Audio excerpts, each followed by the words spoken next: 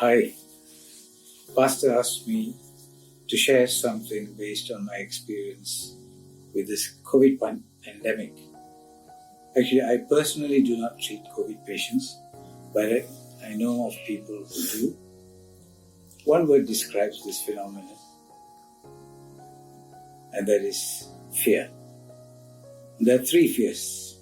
One is for themselves, fear of death, fear of illness. Secondly, they have fears for their family who might contract the disease from them.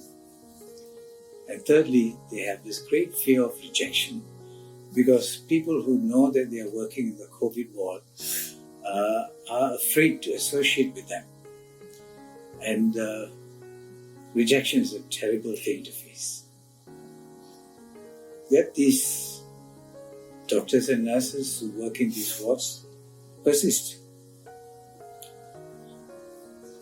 Fear of COVID is a great leveler. There's no difference. No race, no religion, no geographical area you come from. You can be a prime minister or a king, and you can be easily gripped by this fear of COVID. As human beings, we all have fears. Even Jesus had fears, as he was fully human as well as he was divine. He was afraid of suffering. He was afraid of suffering that he was supposed to face at the time of his crucifixion.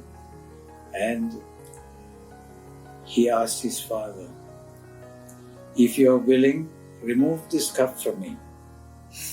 But he quickly also said, "Not my will, but yours." And when he did that, God sent an angel from heaven to give him the strength. And he went on to the cross. So fear should not stop us from doing what we must do. He will give us the strength to do what we must do, to do what we can do. For example, being kind is something all of us can do. It's powerful and effective and can be repeated, and it is so free. Encouragement is not something else that will build people up. It doesn't cost us anything. It's just the will that we want to do it. A letter to a missionary lonely in the field is so effective. A letter pinned up on the wall reminds them that there are people at home thinking about them and praying for them. A phone call to a sick person is a precious event. It helps them to remember that there are people who love them. These are very, very powerful. And then we can use our skills in the various things that God has allowed us to do. We can sing, we can write songs, we can use special skills that we have, like the IT skills, as we saw demonstrated in a recent service done in our church just last week. So beautifully done. We can teach. We can read to the old. We can provide food and encouragement to refugees. We can give of our time. We can give of our money.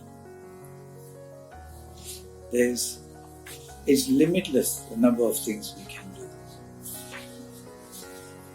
You know, when Jesus, just before he was crucified, washed his disciples' feet, he asked them, "Do you understand what I have done?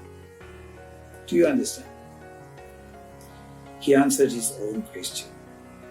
"I, your Lord and teacher, have washed your feet.